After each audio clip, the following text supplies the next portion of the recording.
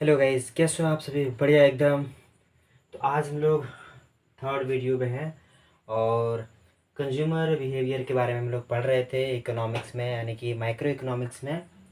और consumer behaviour के इस चैप्टर में हम लोग जो टॉपिक पढ़ने वाले हैं दैट इज़ कंज्यूमर इक्विलिब्रियम। ठीक है, इस कंसेप्ट को हम लोग बहुत अच्छे से समझेंगे और यहाँ से आपके सारे डाउट्स कंज्यूमर इक्विलिब्रियम के बारे में क्लियर होने वाला है।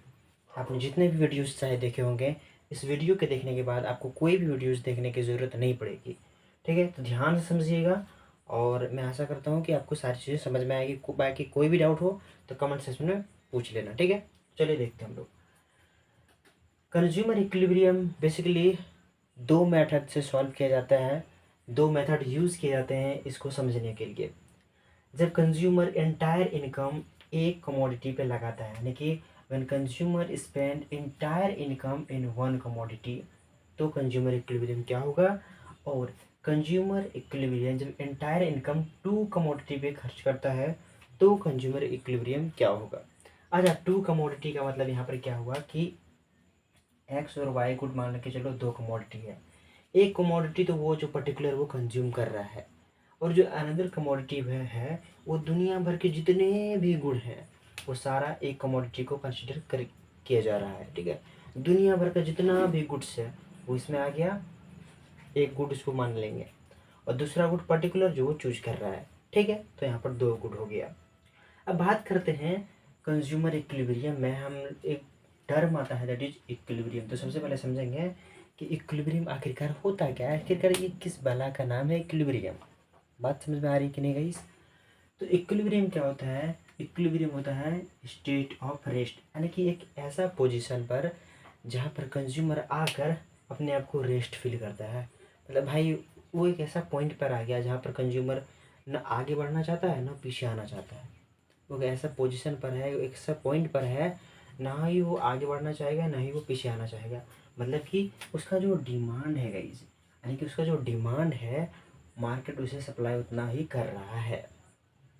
या फिर उसके पास जितना गिवन इनकम है, वाई मतलब यहाँ पर क्या हुआ इनकम, तो उनके पास जितना गिवन इनकम है वो इस तरह से खर्च कर रहा है कि उसे मैक्सिमम लेवल ऑफ सेटिस्फेक्शन मिल रहा है। यानी कि जितना भी पैसा उसके पास था उसने सारे पैसे खर्च कर लिए और वो एक्सपेक्ट कर रहा था कि मुझे इस पर्टिकुलर गुड से इतना ही सेटिस्फेक्शन मिल रहा है और एक्चुअल में उसे उतना मिल रहा है, तो वो इक्विलिब्रियम पॉइंट कहलाएगा।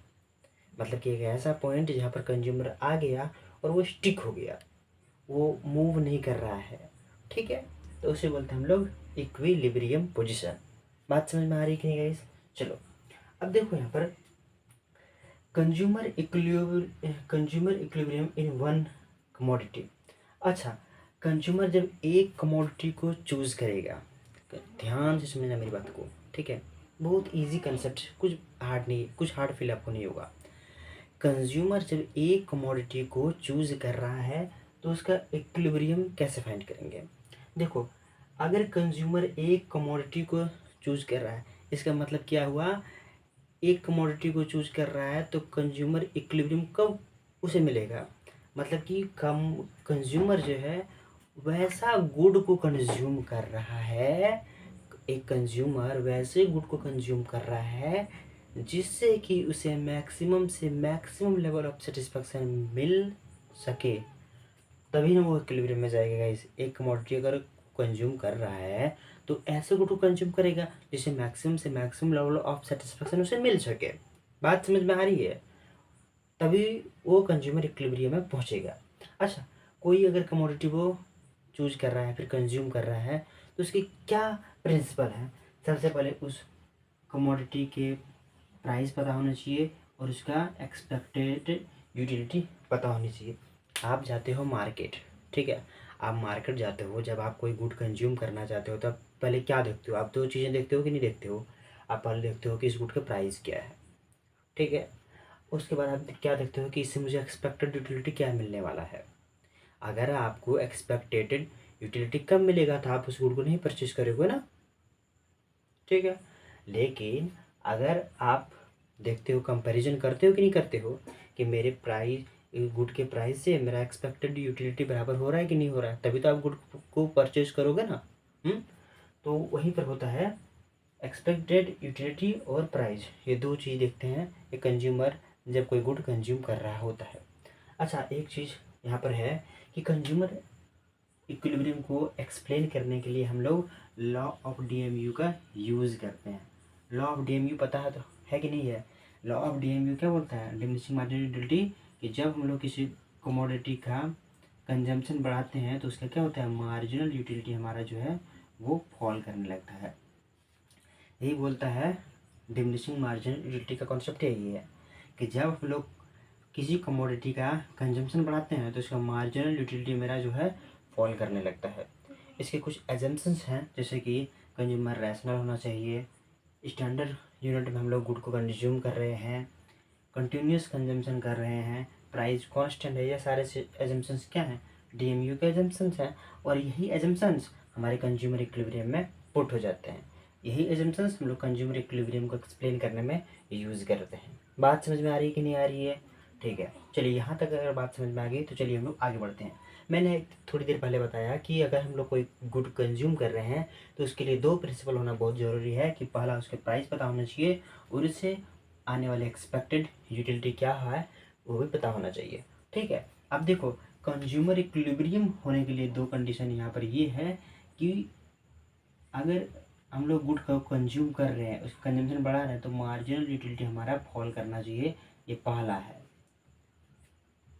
ठीक है, पहला कंडीशन ये है कि हमारा अगर कंजम्पशन बढ़ा रहे हैं तो हमारा मार्जिनल यूटिलिटी फॉल करना चाहिए, या फिर अगर हम लोग कंजम्पशन घटा रहे हैं तो मार्जिनल यूटिलिटी हमारा बढ़ना चाहिए।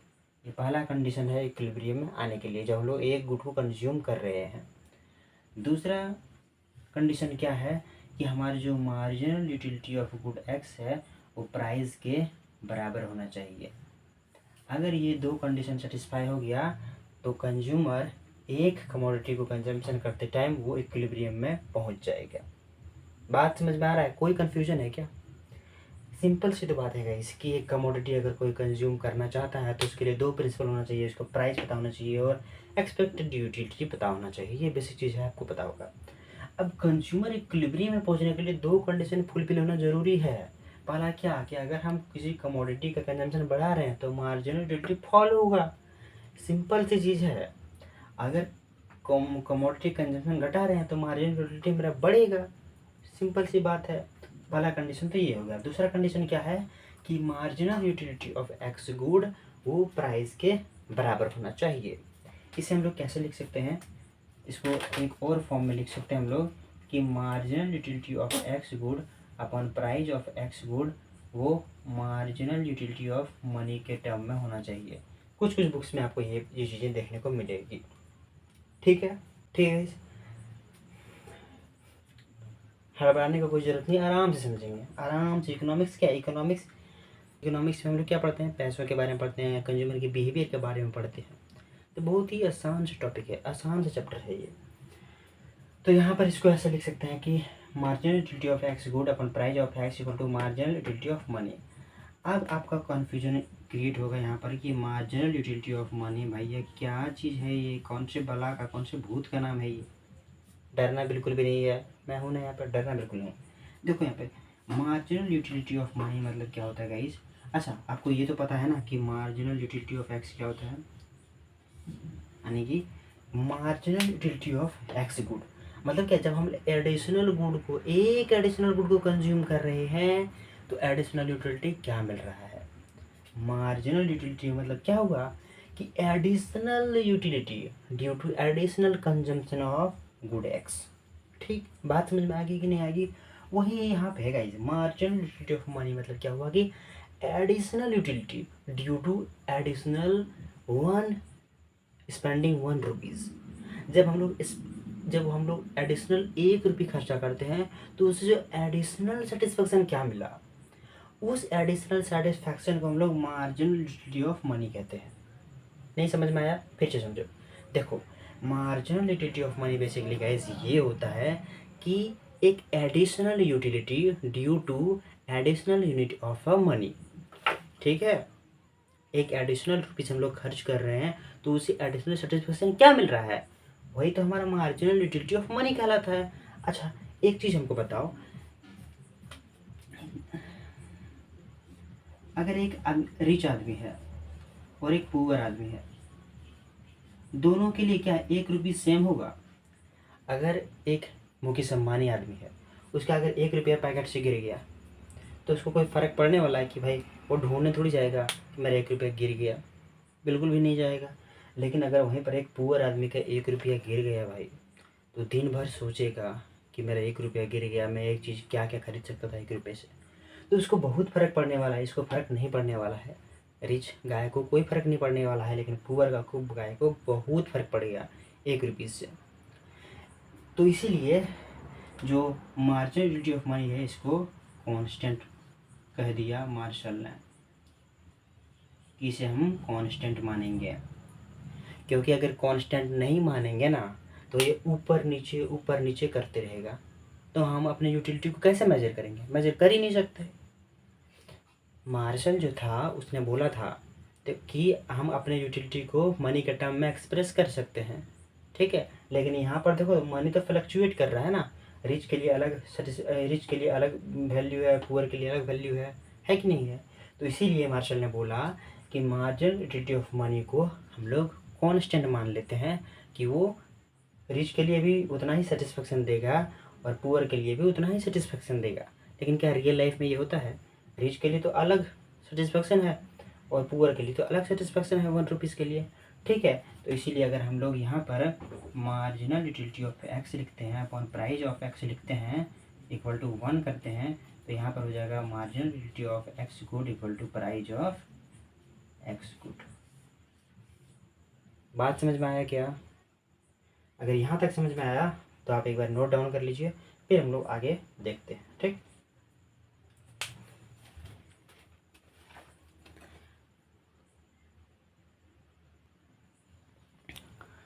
चलिए, आपने नोट कर लिया तो थोड़ा सा और आगे हम लोग बढ़ते हैं।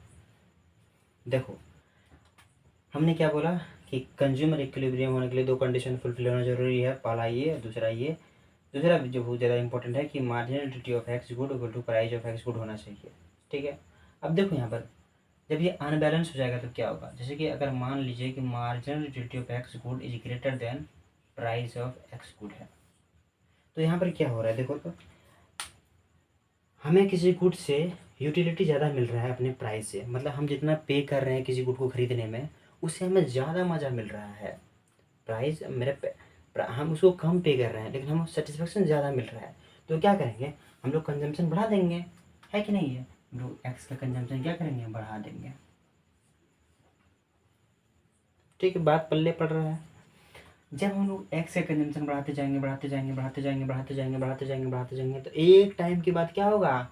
हमारा मार्जिनल यूटिलिटी क्या हो जाएगा? फॉल होने लगेगा गाइस। क्यों? क्योंकि लॉ ऑफ डीएमयू अप्लाई हो जाएगा यहाँ पे। मैंने लॉ ऑफ डीएमयू के बारे में क्या बोला था कि जब जब हम लोग कंजम्पशन बढ़ाते हैं तब तक हमारा मार्जिनल यूटिलिटी फॉल करता है। इसीलिए जब यहाँ पर एक्स गुड का जब कंजम्पशन बढ़ेगा तो हमारा मार्जिनल यूटिलिटी फॉल करेगा। और एक टाइम ऐसा आएगा जब marginal utility of X good price के इक्वल हो जाएगा, तब इक्विलिब्रियम में वो क्या करेगा? आ जाएगा और वो स्टेबल हो जाएगा, ठीक है।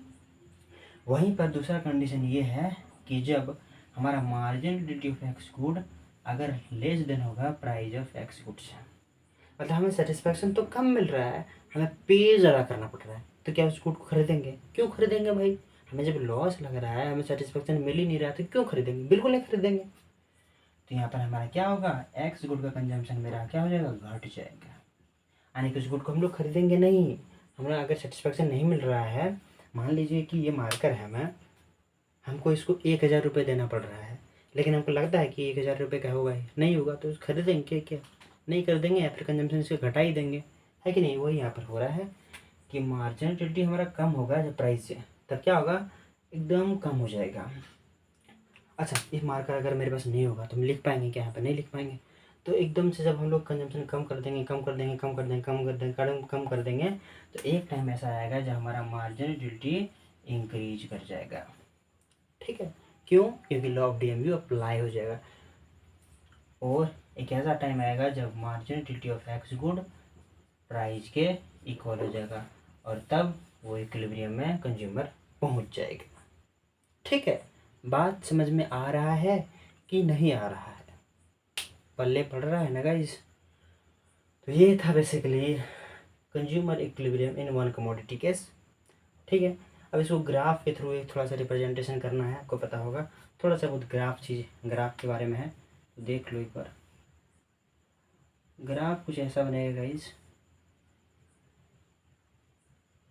ठीक है, ये हमारा क्वांटिटी है, ये है marginal utility of x and price of x. ठीक है, E0। अच्छा, प्राइस तो मेरा कांस्टेंट होगा ना, मैंने क्या बोला था अभी, प्राइस कांस्टेंट होगा ना, प्राइस हम लोग लेते हैं कांस्टेंट। ये हमारा हो गया प्राइस ऑफ एक्स गुड। ठीक है, अच्छा, मार्जिनल यूटिलिटी का कर्व कैसा होता है, डाउनवर्ड स्लोपिंग होता है कि नहीं होता है, डाउनवर्ड स्लोपिंग कर्व होता है। तो मार्जिनल यूटिलिटी का कर्व क्या होता है, डाउनवर्ड स्लोपिंग कर्व होता है।